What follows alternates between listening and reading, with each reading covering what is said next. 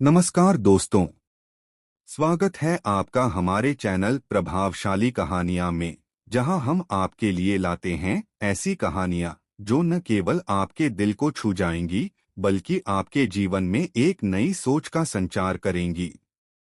आज की कहानी एक शहर के लड़के की है जिसका जीवन एक गांव के एक बूढ़े व्यक्ति, कहानी बाबा और रामायण की एक प्रेरणादायक कथा से पूरी तरह बदल जाता है। तो आइए सुनते हैं इस अनोखी यात्रा की कहानी।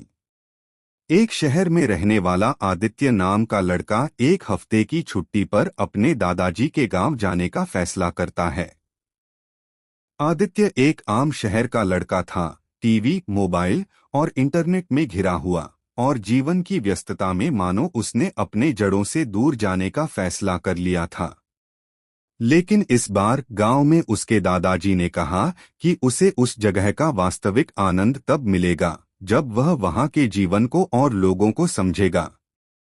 गांव पहुंचने के दूसरे ही दिन आदित्य ने दादाजी से कहा, यहाँ सब कुछ बहुत पुराना और धीमा लगता है। मैं यहाँ क्या करूँगा? दादाजी मुस्कुराए और बोले, एक काम करो, शाम को पीपल के पेड़ के नीचे चले जाना। वहाँ एक बाबा आते हैं, उन्हें लोग कहानी बाबा कहते हैं। वे ऐसी कहानियां सुनाते हैं जो तुम्हारे दिल को छू जाएंगी। थोड़ी झिझक के साथ आदित्य शाम को पीपल के पेड़ के नीचे पहुंचा। वहां गांव के लोग एक गोल घेरा बनाकर बैठे हुए थे। बीच में एक बूढ़ा आदमी बैठा था, झुर्रियों वाला चेहरा, सफेद दाढ़ी और हाथ में एक माला। उसे देखकर आदित्य को लगा कि शायद यही हैं कहानी बाबा। आदित्य को देखते ही बाबा ने कहा, आओ बेटा, बैठ जाओ। आज मैं तुम्हें एक ऐसी कहानी सुनाऊंगा जो तुम्हारी जिंदगी को बदल देगी।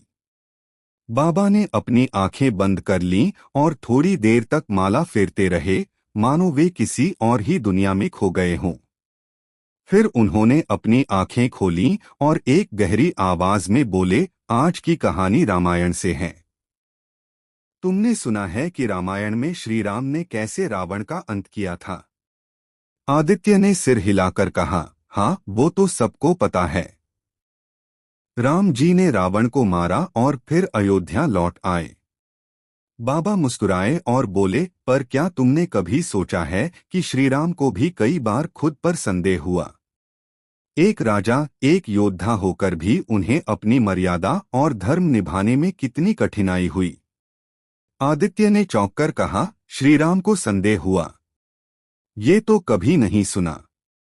बाबा ने कहानी आगे बढ़ाई, जी हाँ बेटा, ऐसा ही हुआ। लंका पहुंचने के बाद श्री राम को लगा कि शायद रावण को मारना ही उनके जीवन का उद्देश्य है। पर युद्ध के बीच एक दिन श्री राम को अचानक संदेह होने लगा कि क्या सच में रावण का वध करके वह धर्म का पालन कर रहे हैं या फिर बस अपने क्रोध का। उस रात उन्हें नींद नहीं आई। उनके गुरु वशिष्ठ जी ने उन्हें समझाया कि धर्म का अर्थ हमेशा युद्ध और वध से नहीं होता। धर्म का अर्थ है अपने कर्तव्यों को निभाना, और जब किसी को न्याय दिलाना ही उद्देश्य हो तो उसे सच्चाई के मार्ग पर रहकर ही पूरा किया जा सकता है। वशिष्ठ जी ने उन्हें बताया कि रावण का वध करना उनके लिए व्यक्तिगत प्रतिशोध नहीं होना चाहिए, बल्कि एक धर्म का कर्तव्य होना चाहिए। इसी सोच ने श्री राम को धर्म के मार्ग पर अडिग रखा। आदित्य कहानी में पूरी तरह खो चुका था। बाबा ने आगे कहा, श्री राम ने अपनी सोच को बदला और उन्होंने अपने हृदय को निर्मल किया। उन्होंने रावण का वध इस भाव से किया कि वे एक राजा का कर्तव्य निभा रहे हैं, न कि एक भाई का प्रतिशोध। इस सोच से उनका मन शांत हुआ और वे धर्म की राह पर चलते रहे।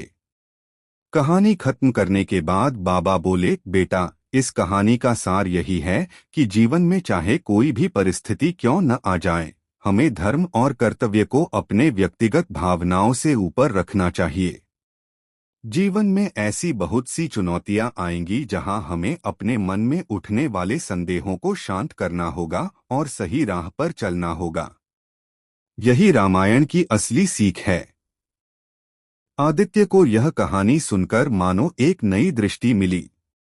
उसे महसूस हुआ कि जीवन में कठिनाइयां हमेशा रहेंगी, पर अगर वह अपने कर्तव्यों को धर्म के साथ निभाए तो हर कठिनाई को पार कर सकता है।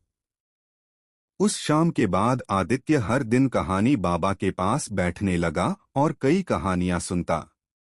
जब छुट्टियां खत्म हुई और आदित्य शहर लौटने लगा, तो उसने बाबा के पैर छूकर आशीर्वाद लिया और मन ही मन प्रण किया कि वह हमेशा अपनी जिम्मेदारियों को मर्यादा और धर्म के साथ निभाएगा। तो दोस्तों, कैसी लगी आपको आज की कहानी? क्या आप भी आदित्य की तरह अपने जीवन में इस सीख को अपना सकते हैं? जीवन में चाहे कितनी भी कठिनाइयां आएं, अगर हम अपने धर्म और कर्तव्य को निजी भावनाओं से ऊपर रख सकें, तो कोई भी मुश्किल हमारी राह नहीं रोक सकती।